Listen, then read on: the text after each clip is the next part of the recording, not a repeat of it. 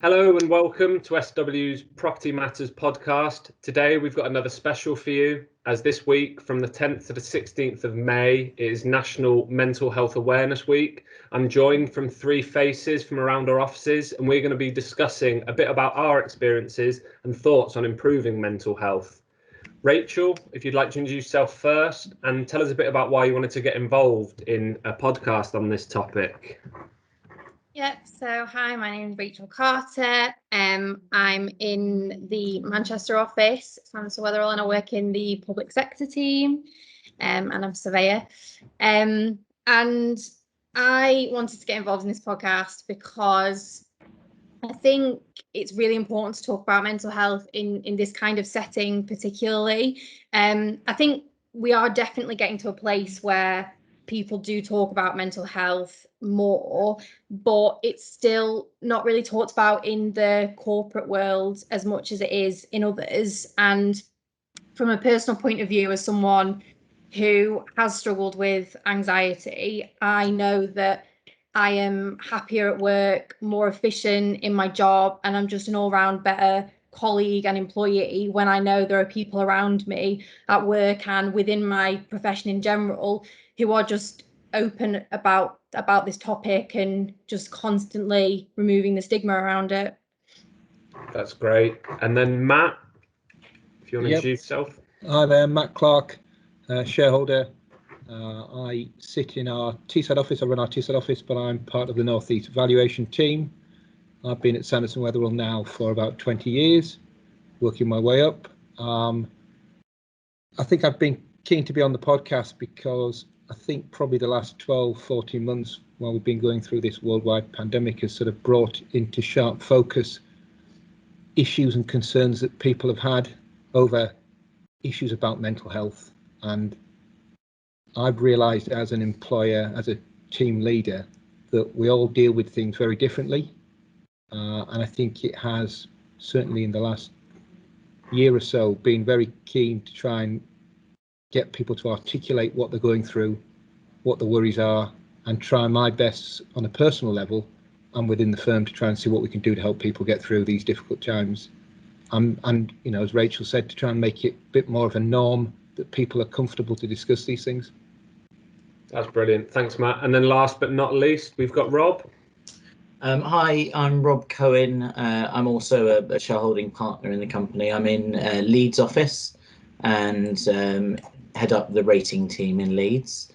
In terms of why I wanted to get involved with this, I think that mental health issues are something that are likely to affect most people, either directly or indirectly, at one or more stages in our lives, whether it's sort of from being under a lot of stress or bereavement, relationship issues or other matters.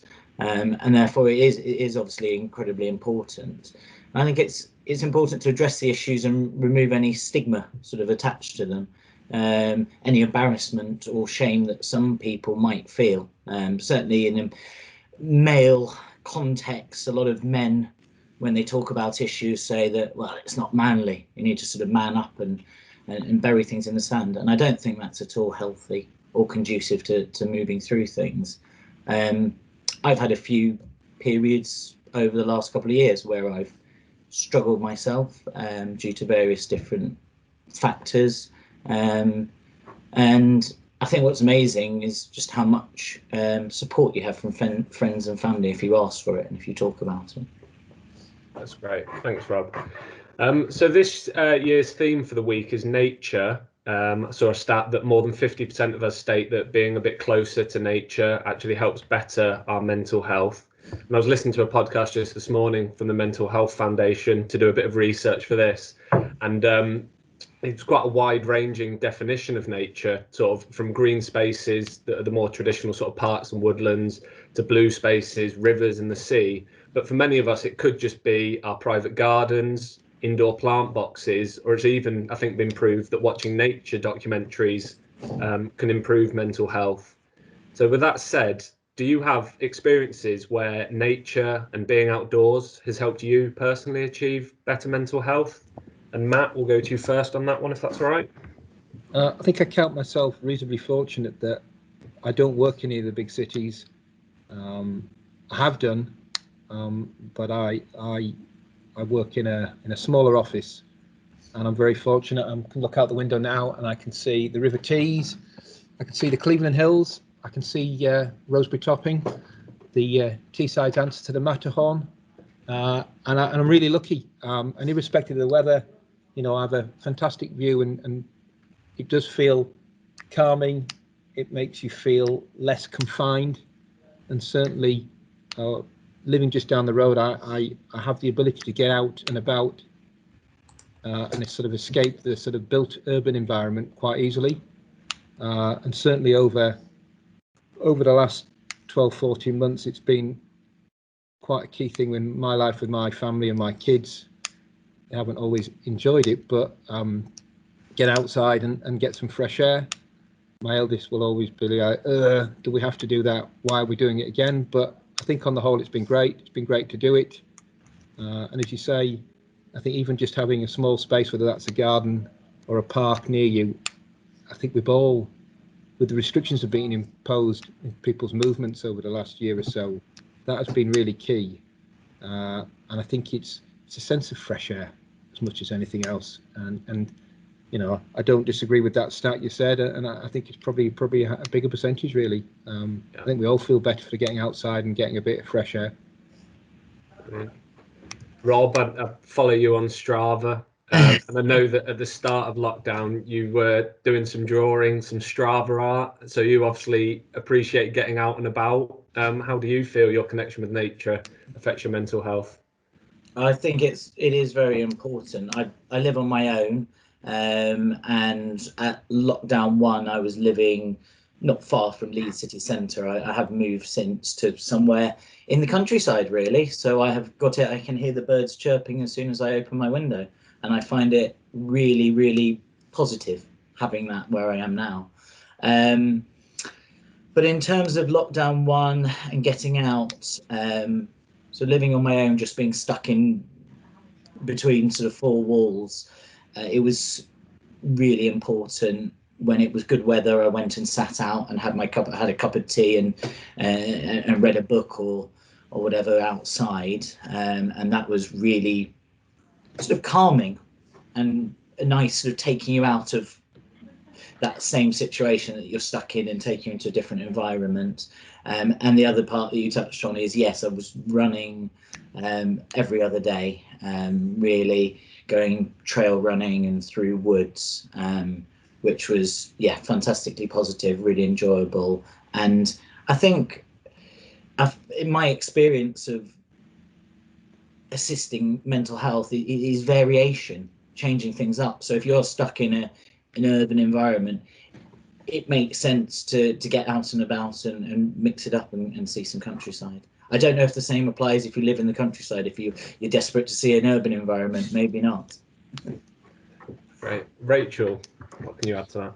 I think for me, it's being in the sun, and obviously that's not an uncommon thing because vitamin D is known to really help physical and mental well-being. But I think one of the major benefits of everyone working from home last year was the flexibility to work outside, the flexibility to take a full hour for lunch and go for a walk, whatever the weather, and just being in the fresh air, and as you say, not in a city centre, or just being able to, you know, eat your lunch in your own garden and make the most of that outside space you might not have done before. We've all been in situations where we've been in Manchester, or for me, inside the office Monday to Friday, and it's been 25 degrees and sunny, and then Saturday hits and it's 13 degrees and raining, and it really gets you down. It's really hard being stuck inside in an office in a country where sunshine is not a given. You know, if we lived in France or Spain, we might think, oh, we'll make the most of it the weekend. We just don't have that luxury in the UK. So I really benefited last summer from, and obviously we had good weather last summer, and being able to really make the most of that. Yeah, I think you're right. I think lockdown 1 hit, and it would have been a lot more difficult had the weather not coincided. It was really nice, and for a couple of months, as tough as everything was, at least we were able to be outside and make the most of it, and that really helps. I think you look at the temperamental weather this year, and it would be a big difference, I think, to go back into that now. Did you have good weather in Manchester? Well, I'm actually from Lancashire technically, and yes, we did. I lived in Manchester for 4 years. I think it rained every weekend. Right.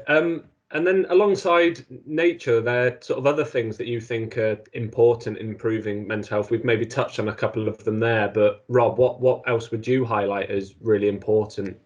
Well, outside of exercise, which I did touch on, I think routine and hobbies.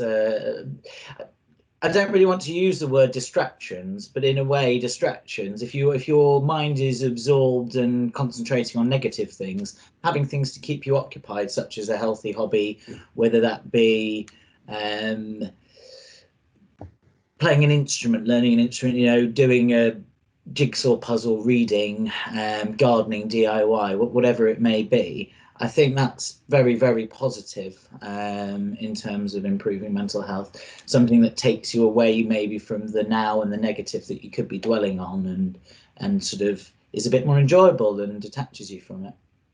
Or not necessarily enjoyable, even calming. Some things that can just be quite calming practices.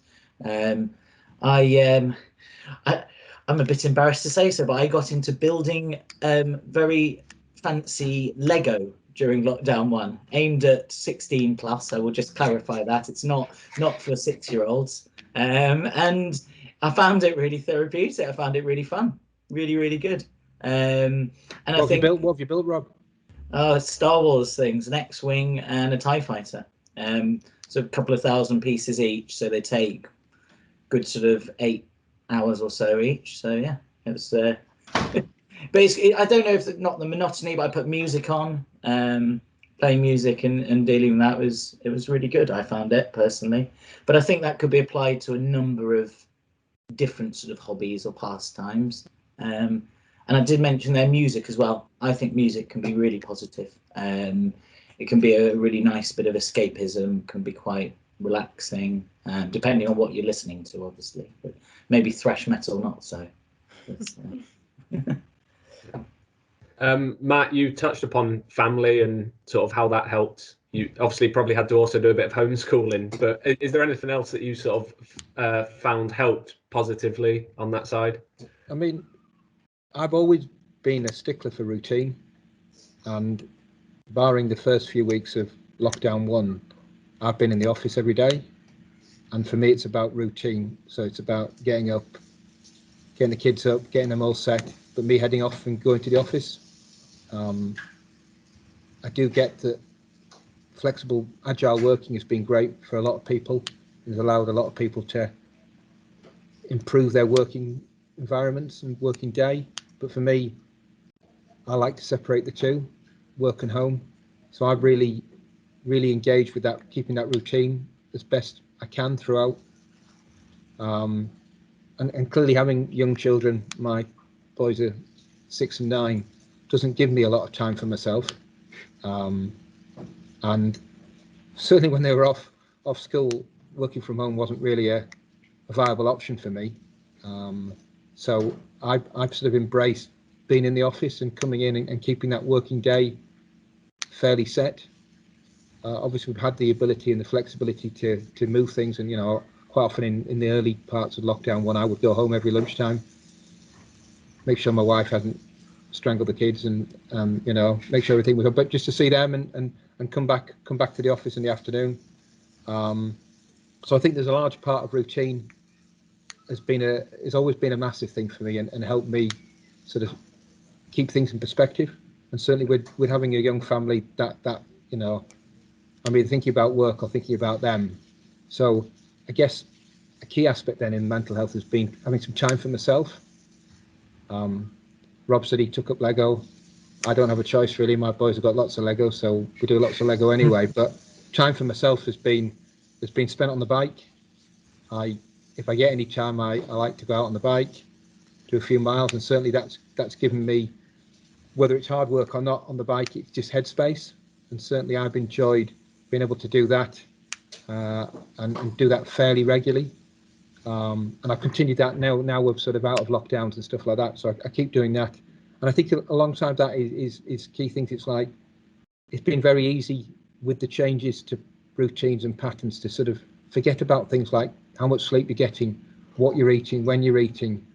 And I think all of those, you know, if we're physically fit, we can be mentally fit. And I think it's you know, there is an element of horses for courses. I'm not saying everybody needs to go out and run 50 miles, cycle 150 miles, swim. The channel isn't about that. I think it's about for each person. But for me, it's all, whatever I'm doing, it's all about routine, and certainly that's, you know, something I cling to at all times.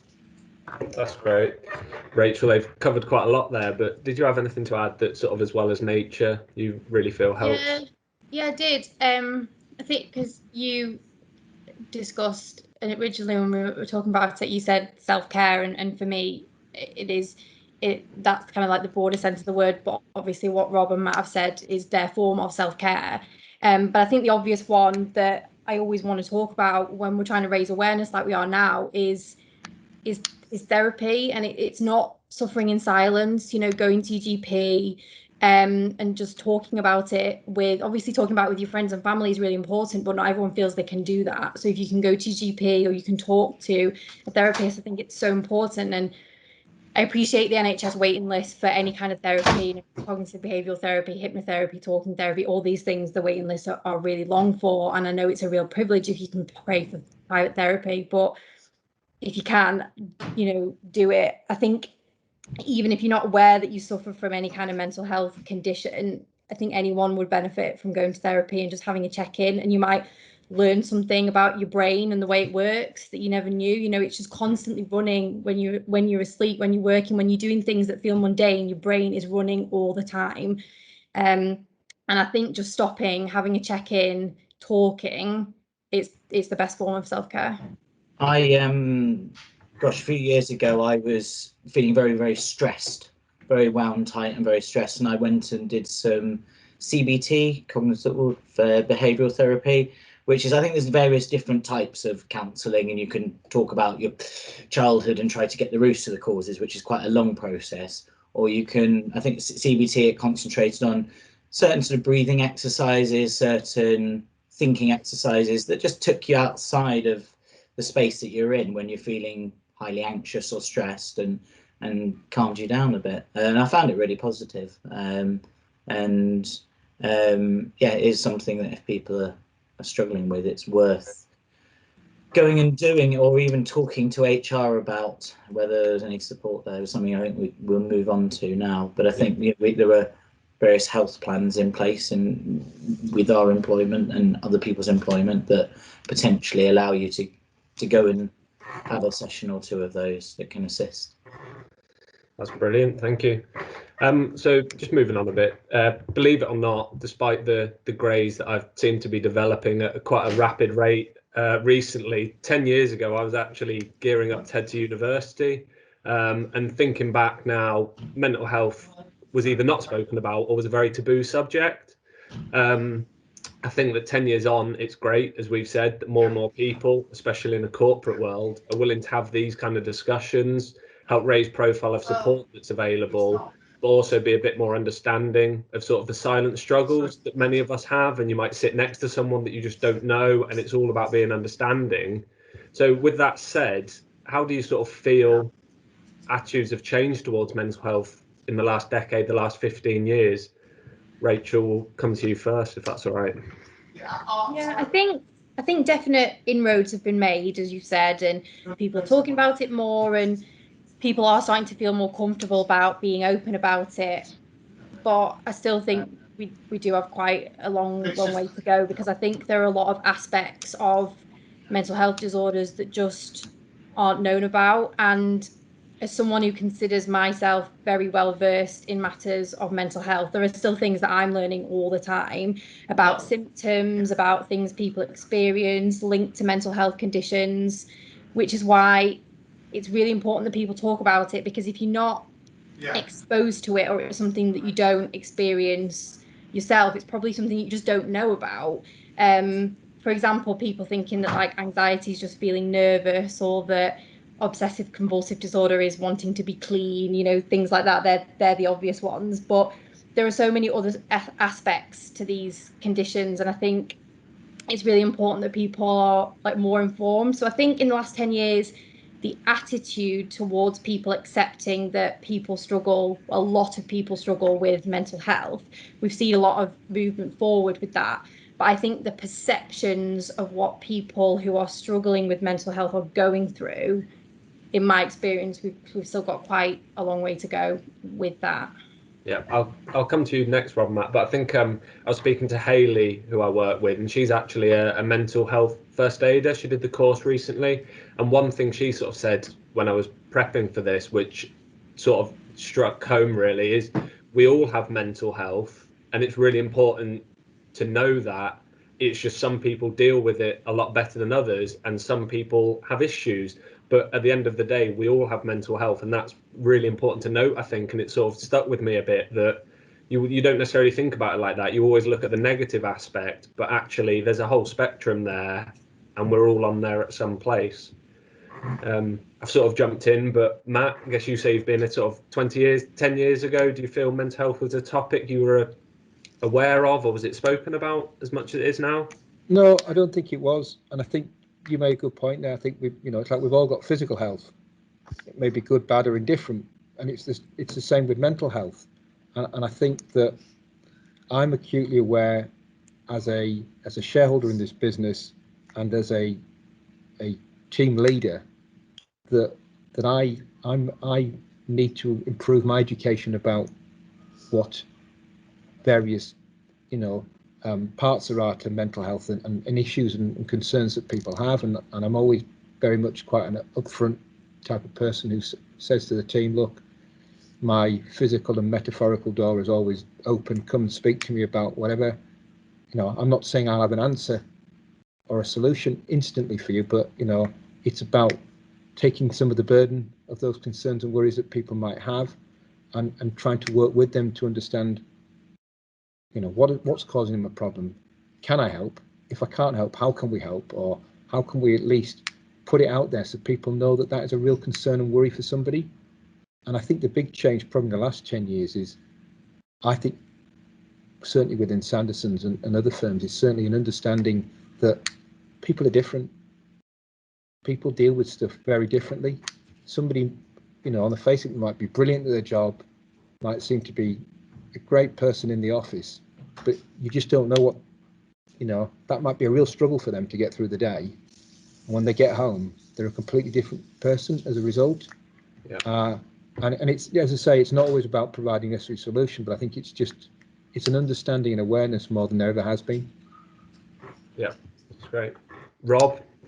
I haven't got a huge amount to add that hasn't been said. I think there's been very positive change. Awareness of issues has improved, and I think the stigma of it has largely gone away, or is going away. We wouldn't be having this discussion with two shareholders on the call, and I wouldn't be kind of disclosing what I've disclosed about me going through some tricky periods if I didn't think it hadn't changed.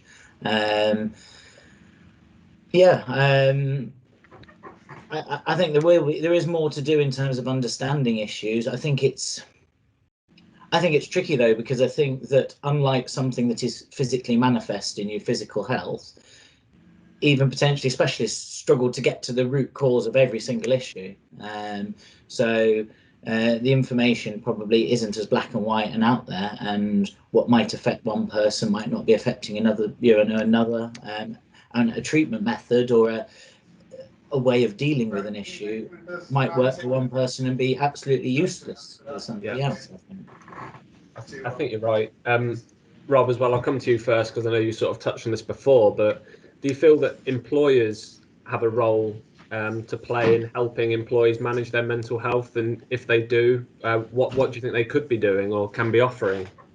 I do think there's a role. I mean, there's two ways of looking at it. One's the actually just rather practically in a business way. If you support your employees' mental health and they are working more productively, they're not likely to be off with stress, etc., you're getting the most out of your employee. That's not that's rather a sort of corporate business-like way of looking at it, but that's true.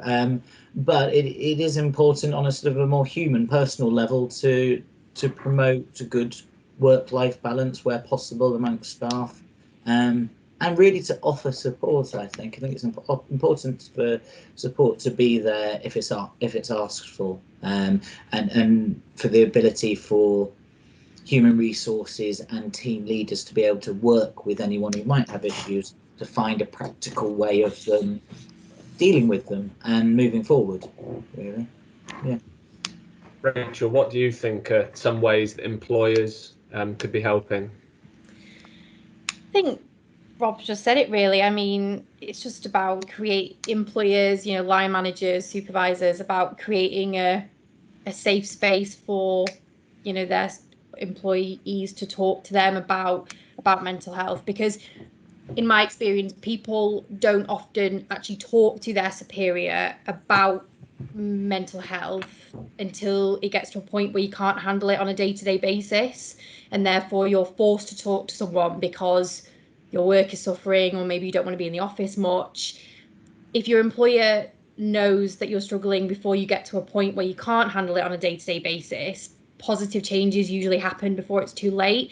And as blunt as this sounds, it's always easier to prevent breaking point than it is to do the damage control following breaking point. It takes a long way to come back, I think, to run at 100% again. Not that anyone should be running at 100% every day, and I think that's something really important to recognise. In a 9-to-5 job, you can't physically run at 100% constantly, but if you feel the support there, it's much easier to do that. Yeah. I think this sort of just this half an hour that we've had a chat now, it shows exactly what we're saying, that it's quite different for everyone, and everyone copes and struggles in their own ways. And Matt, as you touched upon, you needed that really strict routine, whereas a lot of people talk about work-life balance, and I think moving forward will appreciate that opportunity to work at home. So that just in a bit of a microclimate, I guess, shows that actually it's not a one size fits all, and especially when it comes to mental health.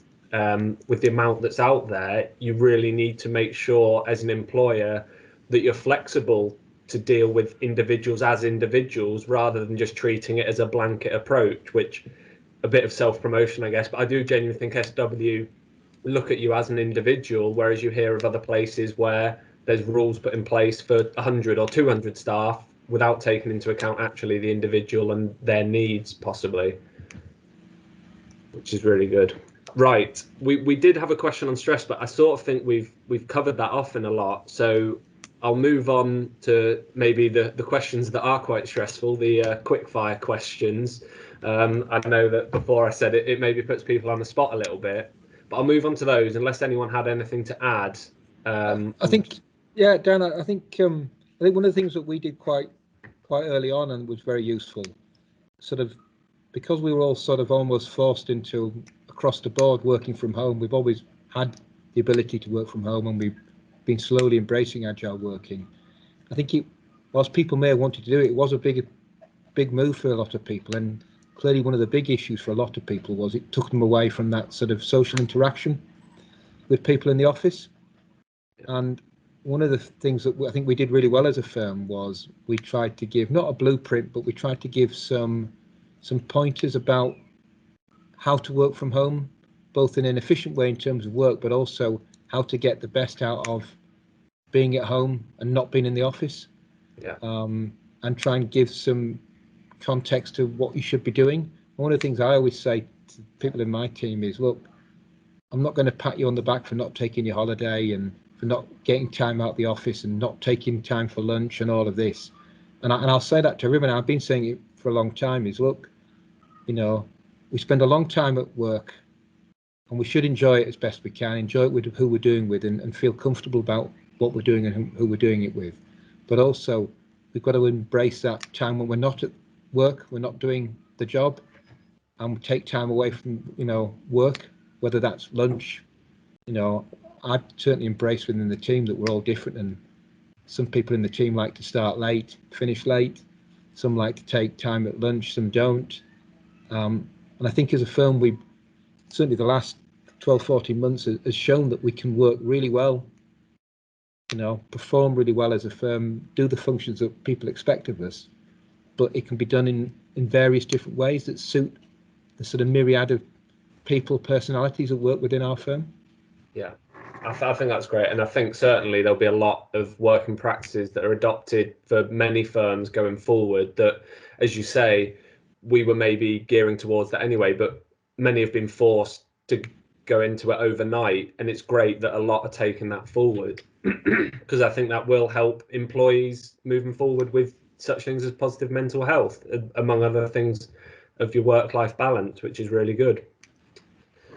On that then, just as well, just a note for anyone sort of listening, there's tons of information. There'll be things going on all week at mentalhealth.org.uk. There's resources available for support, but there's also, they're doing a podcast series. There's loads of blogs. So sort of head over there if you want a bit more information. We'll share the link out alongside this as well. But then we will move on now to the quick fire questions. Matt, I'll jump straight in. I'll go to you first. Are you a tea or a coffee drinker? Tea, can't stand coffee, the worst drink in the world. I think I can see Rob shaking his head. Rob, do you disagree? Yeah, I'm a coffee snob. Only became one about 5 years ago. Properly nice filter coffee or Americano black. Very good. And Rachel, where do you sit? You can have the deciding vote on this one. Yeah, I'm a big tea drinker, and I'm from Lancashire, so it's Tetley, obviously, not Yorkshire tea, Tetley. Well, I'm afraid I'm Yeah. even worse, Rob. I drink decaf tea with skim milk. Oh dear, oh dear. Oh dear. Second one, we've spoken a bit about hobbies, and I think we've just got two to choose from here. Would you rather be reading or Netflix? Have you Netflix binged like I have, Rob? Netflix binge, I think. Yeah, find a good series on there. There's a lot. There seems to be an endless list of things to be watching. Yeah, It does. And Rachel? Both, definitely both. If I had to pick, I'd pick Netflix, but I read every day. I can't not read, so both. Very good. Matt? I'm old school reading. I Read. keep all my books. They're all alphabetically listed on the bookshelves, and I am an avid reader. Very good. And then Rachel, will come to you first. Do you prefer shopping online, or are you sort of gearing up for the shops being open? Do you prefer it on the high street? With the food shop, online, big time. Hate going to the supermarket. Asda delivery every Friday night like clockwork. But if it's other stuff, then make a day of it. Fun, Trafford Centre, Manchester, it's all good. Very good. Matt, I imagine it's different with two young kids, but I'm a man. What's shopping? okay. I only buy for absolute necessity. That said, I could and do spend lots of time looking at various cycling-related clothes and bags. So yeah.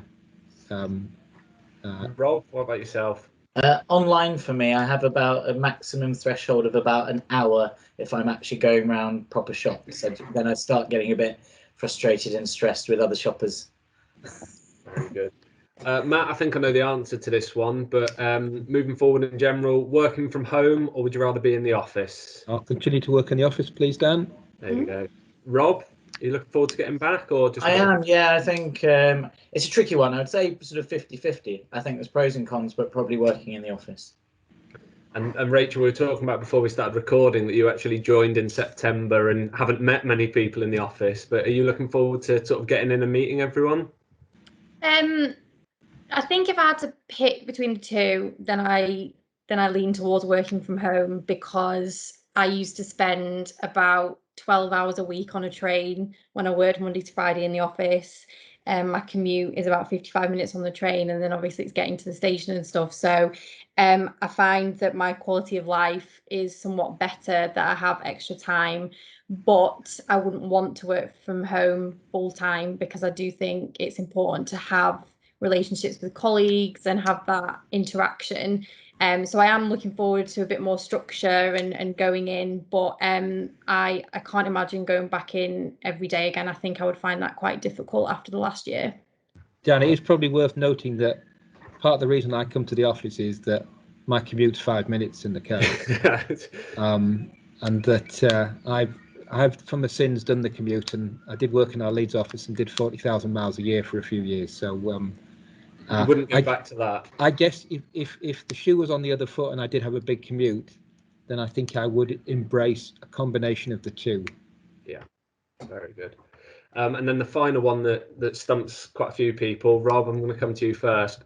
Dream dinner guest, can be dead or alive, but who would you like really want to sit down and have a chat with? Oh, I've not given this any thought. I'm going to go with Stephen Fry. Very good. Very intelligent, interesting guy. I think it would be a good chat to be had. A big mental health advocate as well, so a very topical. Is he? Right, Yeah. fab. Very well done, Rob. Rachel, what about yourself? I did think about this, and my answer might be a bit controversial, but I'm going to say Kate Middleton. One, because I think it'd be very interesting to talk to her, because I think she's very intellectual and a very lovely person, but also I'm a big fan of The Crown, and I just want to ask loads of nosy questions about the royal family. So provided that she answers all my questions truthfully, I'm going to go with Kate Middleton. Very good. And then Matt, what about yourself? I'm going to sidestep it and say the one thing I promise that I will do this summer when we can all meet up is I will host the Northeast Valuation team at my house for a big barbecue. So it'll be all of the team face to face at my house. I've heard rumours of a pizza oven actually, so I look forward to an invite to that. That's true, yeah. I got a pizza oven for my birthday, so I've been perfecting making the pizzas, yes. Is that an uni? It's an uni wood-fired pizza oven, yeah. They're fab. My brother has one, yeah. Yeah.